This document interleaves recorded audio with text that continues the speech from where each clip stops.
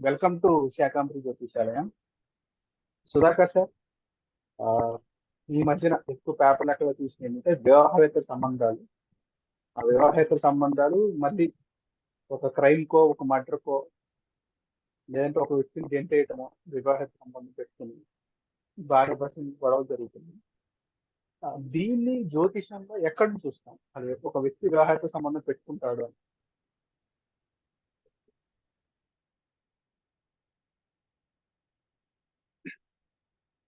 శాకాంబరి జ్యోతిషాలం ప్రేక్షకులకు స్వాగతం, సుస్వాగతం.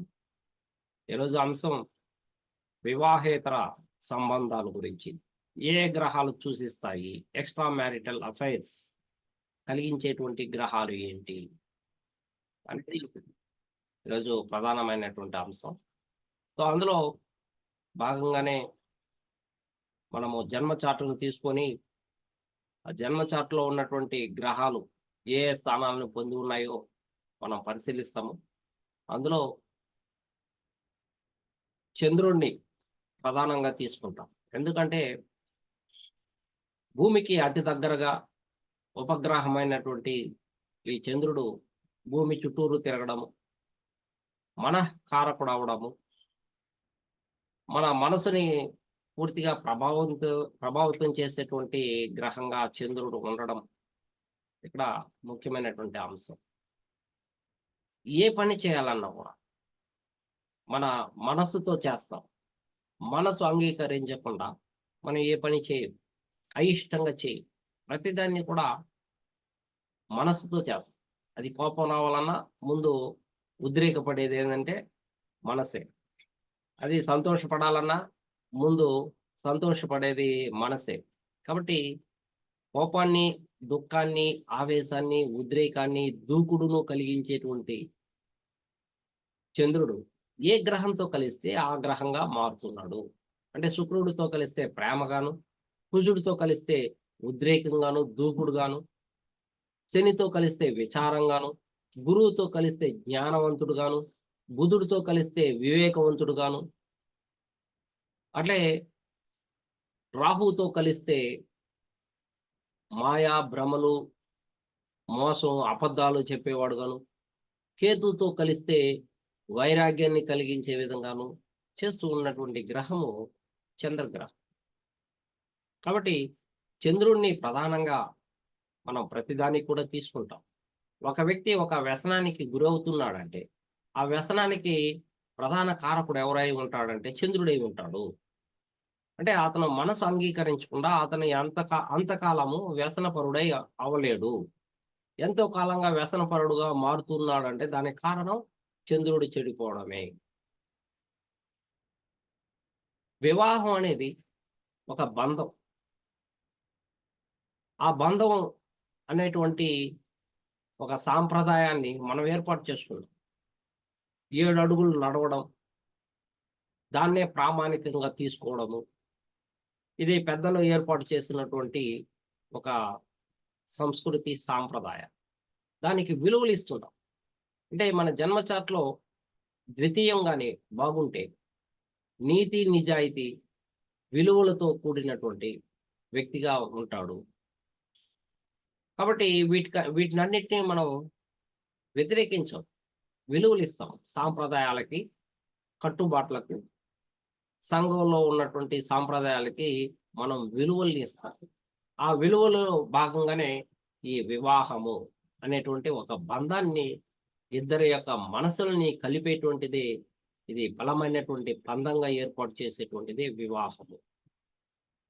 ఎంతో శాస్త్రవేత్తంగా పౌరోహితుల్ని తీసుకువచ్చి వేద మంత్రాలతో, ఉచ్చారణతో ఈ వివాహం అనేది జరుగుతుంది.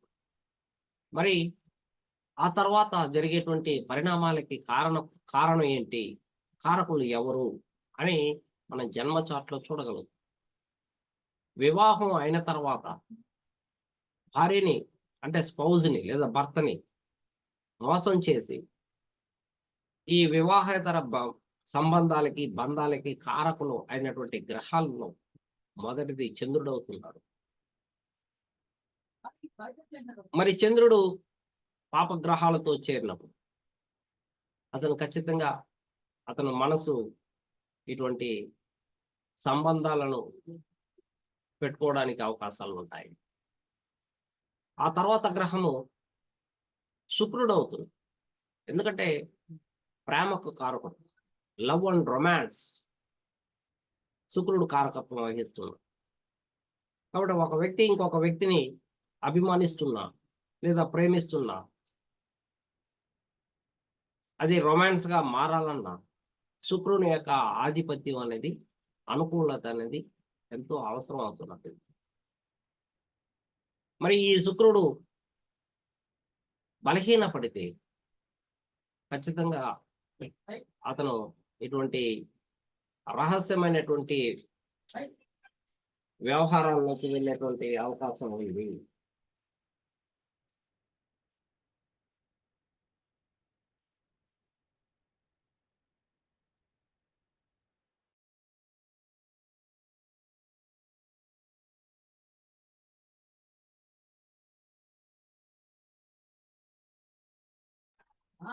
అందువలన శుక్రుడిని పరిగణలోకి తీసుకుంటాము. తర్వాత కుజుడు తర్వాత గ్రహం మాంగళిక్ గ్రహము అంగారక గ్రహం అంటాము. ఈ అంగారక గ్రహం కూడా ఇటువంటి వివాహేతర సంబంధాలకి కారకత్వం వహిస్తూ ఉన్నది. దూకుడుని, ఉద్రేకాన్ని కల్పించేటువంటిది. అతనికి కావలసినది దొరకనప్పుడు అతను ఖచ్చితంగా ఇటువంటి వాటికి పాల్పడతాడు. మరి రాహు మాయల్ని, భ్రమల్ని కల్పించేటువంటిది. ఎవరైతే మాయ మాటలు చెప్తారో వాళ్ళు మారిపోయేటువంటి అవకాశాలు ఉంటాయి. సాంప్రదాయాలకు విరుద్ధంగా, సాంఘికంగా జరిగేటువంటి విషయాలకి విరుద్ధంగా వెళ్ళేటువంటి స్వభావం కలిగినటువంటిది రాహు. కాబట్టి ఏదైతే మనం సాంప్రదాయంగా పెట్టుకున్నామో వాటిని ప్రతిఘటించి ప్రేమ వ్యవహారాల్లోకి నెట్టివేయబడేటువంటిది రాహు కేతుడు. ఇద్దరు కూడా భ్రమల్ని, భ్రాంతుల్ని కల్పించేటువంటి గ్రహాలు. కాబట్టి ఇవి మాయలు చేయగలుగుతుంది, మోసం చేయగలుగుతుంది, అబద్ధాలు చెప్పగలుగుతుంది, భ్రష్టుని చేయగలుగుతుంది, వ్యసనాన్ని గురి చేస్తుంది, డ్రగ్స్ కి అలవాటు చేపిస్తుంది. అటువంటి రాహుకేతువులతో చంద్రుడు కలిసిన, శుక్రుడు కలిసిన, కుజుడు కలిసినా కూడా వీళ్ళు ఇటువంటి ఎక్స్ట్రా మ్యారిటల్ అఫైర్స్ లోకి వెళ్ళేటువంటి అవకాశాలు బలంగా ఉంటాయి. దాంతో పాటుగా పంచమాధిపతి, భాగ్యాధిపతి. అంటే పంచమాధిపతి అంటే మన పూర్వపుణ్యం. ఇది లవ్ని, రొమాన్స్ను తెలియజేసేటువంటి ఒక స్థానం. భాగ్యస్థానం అనేది మన అదృష్ట స్థానం అవుతున్నది. మరి ఈ రెండు గృహాలు కూడా చెడినప్పుడు అతను ధర్మాన్ని పాటించడు. అంటే భాగ్యస్థానం అనేది ఏంటంటే ధర్మస్థానం.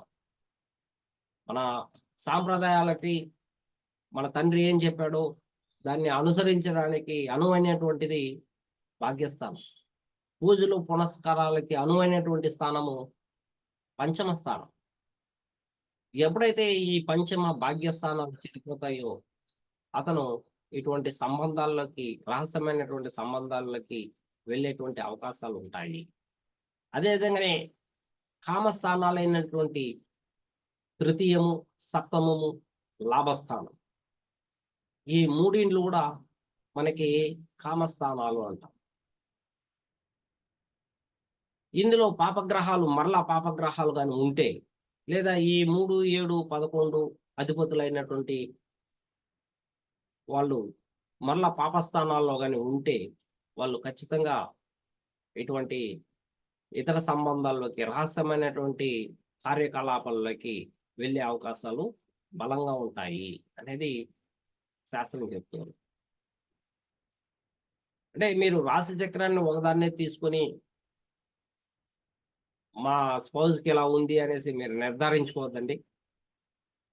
ఇది ఒక అవగాహనకు మాత్రమే ఈ చర్చ అనేది జరుగుతూ ఉంది.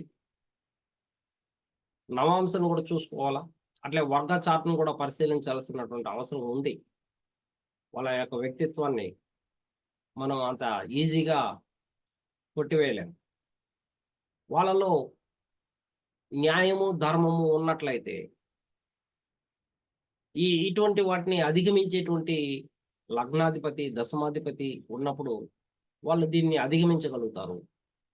బలహీనమైనప్పుడు మాత్రమే ఇటువంటి వాటికి ప్రలోభాలకి లోనవుతారు అనేది ఇక్కడ ప్రధానమైనటువంటి అంశం. కాబట్టి చంద్రుడు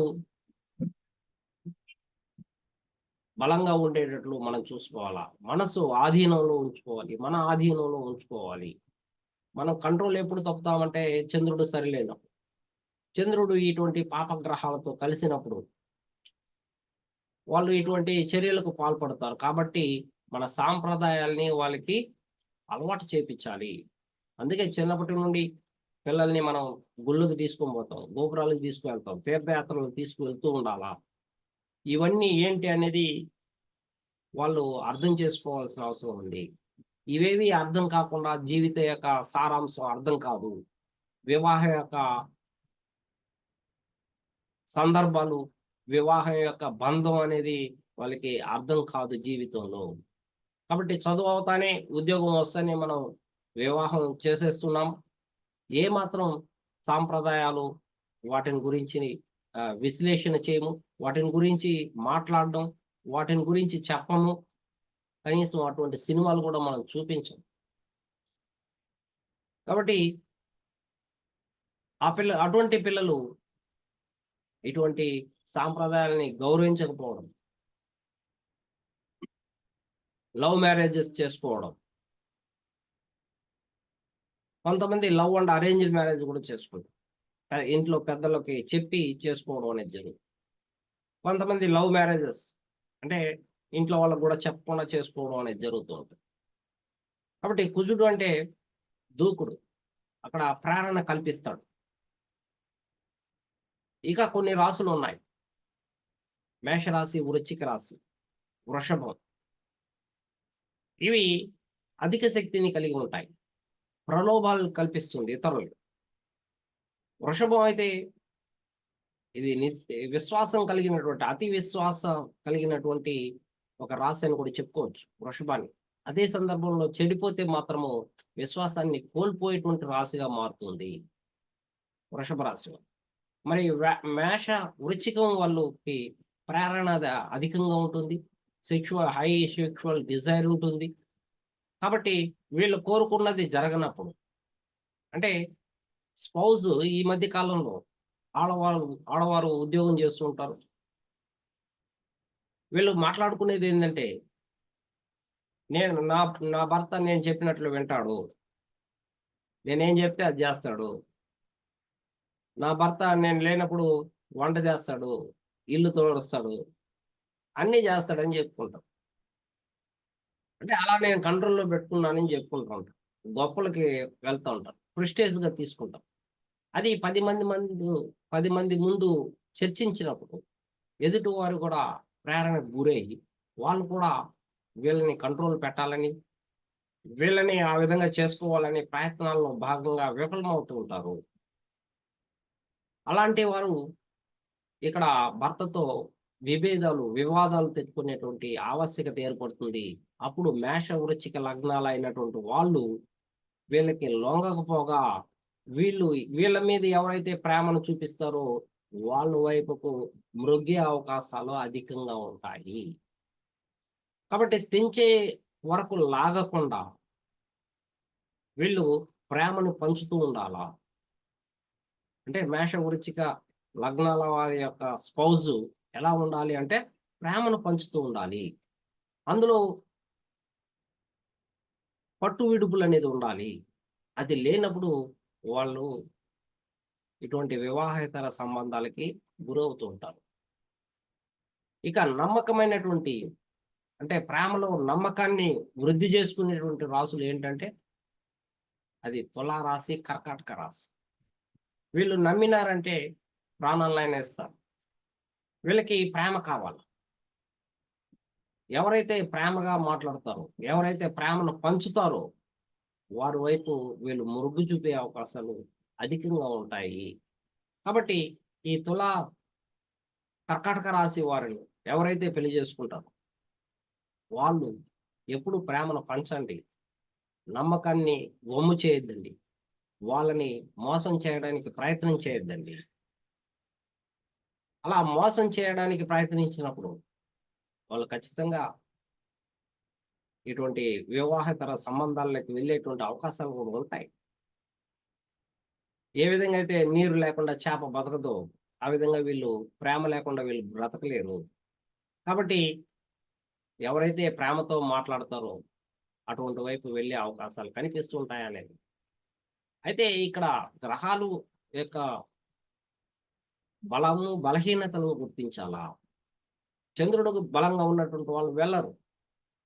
శుక్రుడు బలంగా ఉన్నటువంటి వాళ్ళు వెళ్ళరు.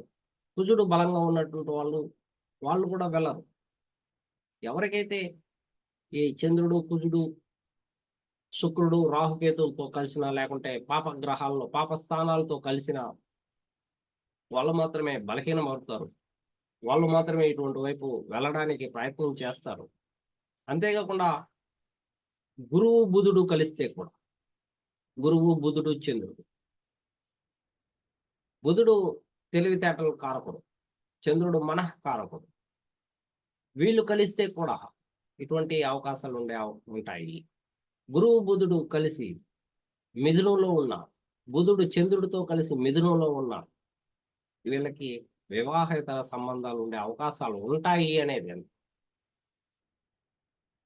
మరి ఉందా లేదా అనేది మరలా మనం నవాంశను కూడా విశ్లేషణ చేయాల్సినటువంటి అవసరం ఉంది.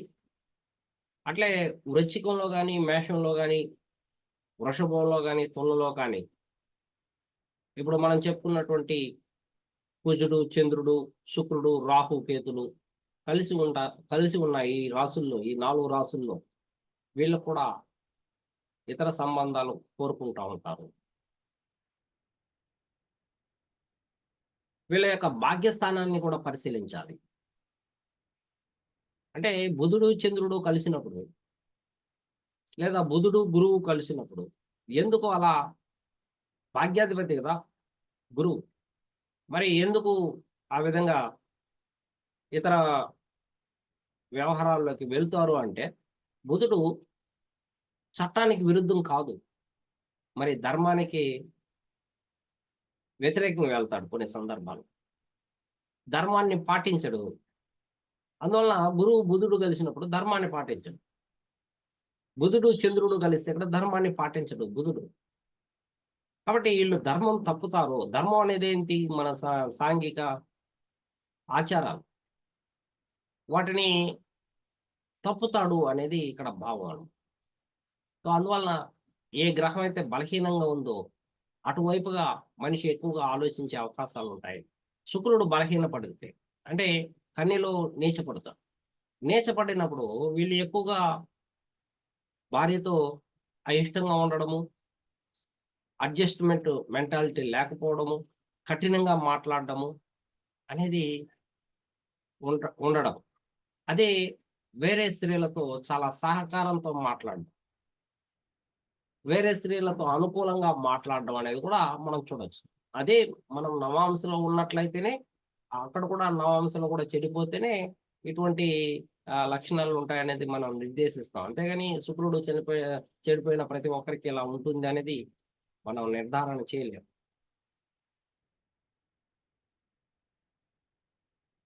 పెద్దిరాజు సార్. కొంతమంది వివాహేతర సంబంధాన్ని బయట పెడతారు, కొంతమంది సీక్రెట్ గానే ఉంచుతారు, అంటే ఎవరు పట్టుకునేవారు. దానికి ఏమైనా ఒక రాశికి కానీ ఒక గ్రహానికి కానీ సంబంధం ఉందా?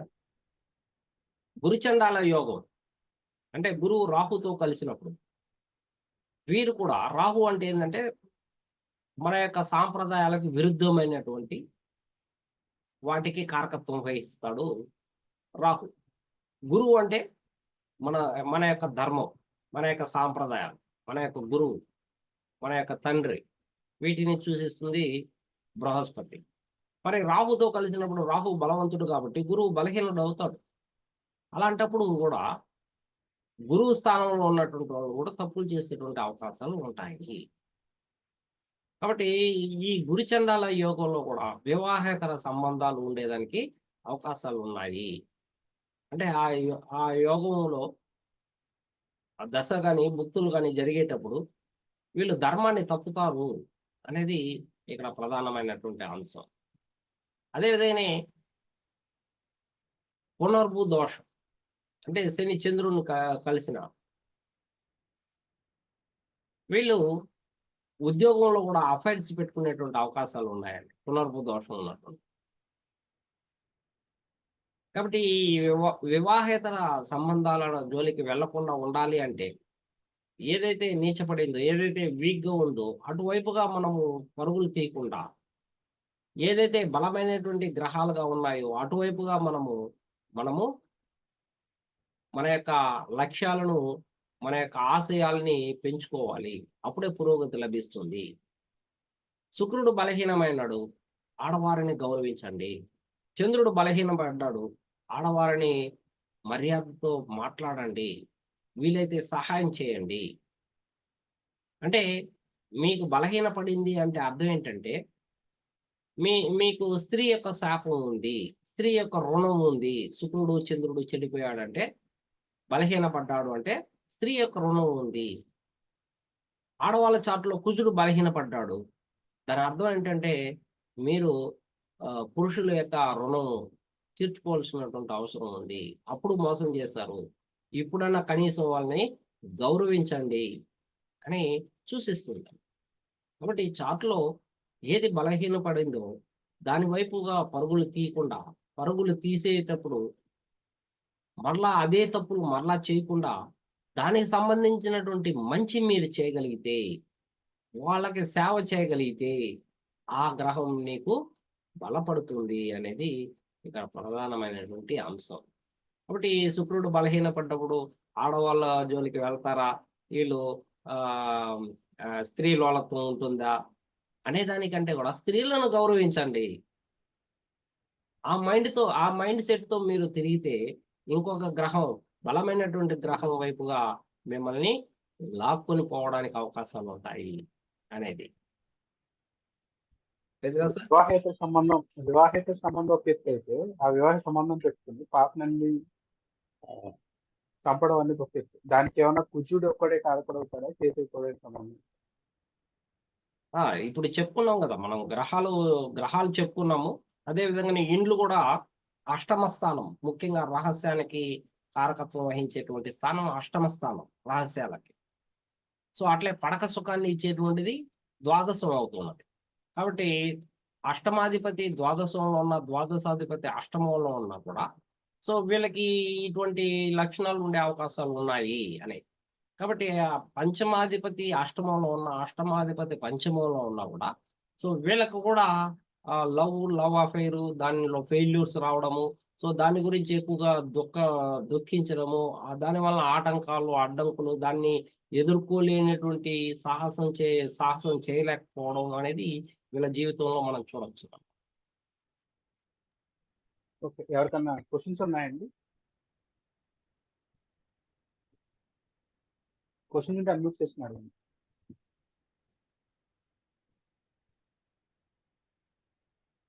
ఓకే సార్, కంక్లూడ్ చేద్దాం. Thanks for watching Shakambari Jyotishalayam. ఈ వీడియో నచ్చినట్లయితే వీడియో లైక్ చేయండి, షేర్ చేయండి. శాకాంబరి జ్యోతిషం సబ్స్క్రైబ్ చేసుకోండి.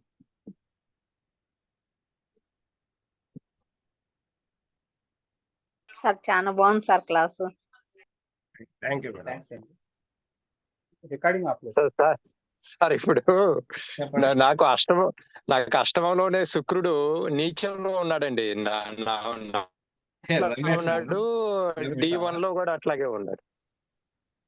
సో, కాబట్టి మీరేం చేయాలంటే మీరు స్త్రీలను గౌరవించాలి. ఓకేనా సార్? ఓకే. మీరు అలా ఉంటారనేది కాదు. మీరు అలా ఉంటారు అనేది కాదు. అటువైపుగా లాగవచ్చు మీ మనసుని. సో, చంద్రుడు ఎక్కడ ఉన్నాడో కూడా చూసుకోవాలా. చంద్రుడు బాగుంటే అదేనండి ఇప్పుడు బలంగా ఇప్పుడు మీరు పునర్భు దోషం అన్నారు కదా, అది కూడా వర్తిస్తుందండి నాకు. ఎందుకంటే శని చంద్రుడు మ్యూచువల్ ఆస్పెక్ట్. కాబట్టి మీరు ఎక్కడైనా సరే, ఆఫీసులో అయినా సరే, ఇక్కడ సంఘంలో అయినా సరే, మీరు స్త్రీలను గౌరవించండి. స్త్రీలకి ఓకే. వీలైతే ఏదైనా శారీస్ ఇవ్వడం గాని పండగలప్పుడు మీ బర్త్‌డే‌లప్పుడు అలాంటప్పుడు కూడా మీరు స్త్రీలకు ఏదైనా అన్నదానం చేయడం గాని ఇట్లాంటివి చేసినారంటే శుక్రుడు మీకు బలవంతుడవుతాడు. మీకు మంచి మార్గనిర్దేశకం చేయగలుగుతాడు. మీ యొక్క జీవితం సుఖ సంతోషాలతో ఉండే అవకాశాలుంటాయి. మీరు కఠినమైనటువంటి వ్యక్తులుగా మార్చకుండా ఉండే అవకాశాలు ఈ జన్మలో ఉంటాయి. కాబట్టి పూర్వ జన్మలో చేసినటువంటి సమస్యలని మళ్ళా ఇక్కడ పునరావృతం కాకుండా మీరు ఈ జన్మలోనే అడ్డుకట్ట వేసేటువంటి జ్ఞానాన్ని మీరు సాధించారు, సముపార్జించారు అనేసి. అంటే సార్ జస్ట్ పాయింట్ అండి. మీరు పునర్పు దోషం అంటే ఎక్స్టర్నల్ ఎఫ్ఐఆర్‌లు అంటున్నారు కదా! యెస్. నేను ఈ ఒక్క పెళ్ళే వద్దనుకున్నానండి అసలు. అదే చెప్తున్నాం కదా! ఏ ఈ ఒక్క పెళ్ళినే వద్దనుకుంటే దేవుడే కట్టిచ్చేసాడు. సార్ చెప్పారు కదా, ఏమని, ఒక్క దీవర్ని చూడొద్దు, ఇంకా నవాంశ, ఇంకా వర్గ చెట్లన్నీ కూడా చూడాలి అని. ఓకే. సార్ ఈ విషయాలు భౌతికమైనవి, శారీరక, మానసికమైనవి ఎలా ఏ గ్రహం సూచిస్తుంది సార్? భౌతికమా, మానసికమా? రైట్, మీరు అడిగింది కరెక్ట్ గా అడిగారు. సో లగ్నాధిపతి ద్వాదశంలో ఉన్నాడు అనుకోండి, లేదా ద్వాదశాధిపతితో చంద్రుడు గాని, శుక్రుడు గాని, రాహు గాని వీళ్ళతో కనెక్షన్ గాని ఉంటే సో శారీరక సంబంధం ఉంటుందని చెప్పొచ్చు. ఇప్పుడు వెళ్తున్నారు, ఒక అమ్మాయిని చూశారు, అందమైనటువంటి అమ్మాయిని చూశారు, సింగయ్య సార్ చూశారు. సో మనసులో అనిపిస్తుంది, సార్ కానీ ఎటువంటి చెడు మాట్లాడరు, కానీ మనసులో అనిపిస్తాం, అబ్బా ఎంత అందంగా ఉందిరా ఈ అమ్మాయి అనేసి అనుకుంటాం. సార్ అక్కడ చంద్రుడు మీకు అనుకూలంగా ఉన్నాడనేసి అర్థం. కానీ కొంతమంది ఉంటారు, ఒక అమ్మాయి వెళ్తూ ఉంటే ఆ అమ్మాయిని తిట్టడము, ఆ అమ్మాయిని వెకిలిగా మాట్లాడడము, అవును సార్. అలా అంటే చంద్రుడు అనుకూలత లేదు, శుక్రుడు యొక్క అనుకూలతగా లేదు. వీళ్ళకి చంద్రుడితోనో, శుక్రుడితోనో, రాహుతోనో, కేతువుతోనో లేదంటే పాపగ్రహాలతోనో సంబంధం ఉండాలి. సార్ కాబట్టి ఇక్కడ మానసికంగా మీరు అనుకున్నారు, వాళ్ళు ఏం చేశారంటే మాటలతో కూడా వేధించారు. మరి శారీరకంగా ఎప్పుడు వేధిస్తారు అంటే ద్వాదశాధిపతితో కానీ కనెక్షన్ గాని ఉంటే ఏ రకంగానైనా సరే, సో వాళ్ళు శారీరకంగా కూడా ఇటువంటి ఇతర సంబంధాల్లో జోక్యం చేసుకునే అవకాశాలు అధికంగా ఉంటాయని. సార్ ఏ స్థానం సార్ అది? ద్వాదశ భావంతో గాని, పంచమాధిపతితో గాని, అష్టమ భావంతో గాని, లగ్నాధిపతితో గాని, చంద్రుడితో గాని, శుక్రుడితో గాని, కుజుడితో గాని, రాహుతో గాని, కేతుతో గాని సంబంధాలు ఉండాలి. ఇప్పుడు నేను చెప్పినటువంటి 5, 8, 12 సార్ భావాలతో సంబంధాలు కలిగే ఈ గ్రహాలతో గాని సంబంధాలు ఉన్నప్పుడు సో శారీరకంగా వీళ్ళు కలిసే అవకాశాలు ఉన్నాయని చెప్పొచ్చు. ఓకే అంటే సార్. మనము ఉత్తరార్ధం అనేది D1 చార్ట్ అయితే పూర్వార్ధం అనేది D9 చార్ట్ అన్నమాట. కాబట్టి రెండింటిని కూడా మనం విశ్లేషణ చేసి చెప్పాలి, అంతేగాని సో ఖచ్చితంగా ఇలానే ఉంటుందని చెప్పకూడదు. అవును సార్. Thank you sir. అవగాహన కోసం చెప్తున్నాను అనమాట ఈ అవును సార్. విశ్లేషణ అనేది. Okay, right. Thank you sir. ఇంకా రవికి బహుభార్యత్వం అనేది ఒక కారకత్వం ఉంది. ఆ రవితో ద్వాదశాధిపతి కలుసుకుంటే, రవితో ద్వాదశాధిపతి 12వ స్థానాధిపతి కలుసుకుంటే, రవితో ద్వాదశాధిపతి కలిసినప్పుడు సో రవి ద్వాదశ భావంలో అంత సుఖంగా ఉండలేడు. కానీ హాస్పిటల్స్ లో కానీ వాళ్ళు వర్క్ చేస్తూ ఉంటే సుఖంగా ఉండగలుగుతాడు, అంటే సేవా దృక్పథంలో ఉంటే సుఖంగా ఉండగలుగుతాడు. లేదా హాస్పిటల్లో లేదు, జైల్లో వర్క్ చేయాలా, అది కూడా లేదు, ఆశ్రమంలో పనిచేయాలా, ఇలాంటి ఆశ్రమాలు నిర్మించాలా, అది లేదు, ఒక దేవాలయానికి చైర్మన్ గానే ఉండాలా, అక్కడ సుఖపడతాడు ఆయన. అంటే ఇటువంటి వాటిలో సుఖపడతాడు. సో ఇవేవీ లేదు సార్, ఎట్లా సార్ అంటే వీళ్ళు ఏం చేస్తారంటే ప్రభుత్వ అధికారులకి అనవసరమైనటువంటి ఖర్చులు చేస్తారు వీళ్ళు. సో ఇప్పుడు పొలిటికల్ లీడర్స్ అనుకోండి, ఆ పొలిటికల్ లీడర్స్ కి భోజనాలు పెట్టడము, వాటిని వీళ్ళే భరించడము, అలా ఖర్చులు చేసేస్తూ ఉంటారు వీళ్ళు. పాలిటిక్స్ లో ఎంటర్ అయిపోవడము, సో దాని ద్వారా ఖర్చులు పెట్టడము. సో అంటే సేవా దృక్పథంలో లేనప్పుడు వీళ్ళు చేసేటువంటి వ్యవహారాలు ఇవి. ఎందుకంటే గుర్తింపు కావాలా, రవికి ఏం కావాలా, గుర్తింపు కావాలా. ఆ గుర్తింపు ఇక్కడ 12లో పడ్డప్పుడు ఏమవుతుందంటే ఆ గుర్తింపు కోసం ప్రాకులాడి సో చాలా వరకు నష్టపోతూ ఉంటారు. సో మిగిలిన గ్రహాలు బలంగా ఉంటే పాలిటిక్స్ లో కూడా రాణించే అవకాశాలు ఉంటాయి అని. సో తండ్రికి సేవ చేయాలి వీళ్ళు. వీళ్ళు తండ్రికి సేవ చేయాలా. సో తండ్రితో విభేదాలు ఉంటాయి, తండ్రికి దూరం అవుతావు, తండ్రి యొక్క సపోర్ట్ ఉండదు, లేకపోయినా కూడా సరే తండ్రితో సమానమైనటువంటి వాళ్ళతో అయినా సరే మీరు సేవ చేయాలా, బాగా మాట్లాడాలా, వాళ్ళ యొక్క ఆరోగ్య విషయంలో జాగ్రత్తలు తీసుకోవాలా, అనారోగ్యం వచ్చినప్పుడు తండ్రికి సహాయం చేయాలా అనేది ఇక్కడ ప్రధానమైనటువంటి అంశం. ఇంకా కుమార్ సార్ మాట్లాడండి. మీరు నమస్తే సార్. వస్తాను కుమార్ సార్.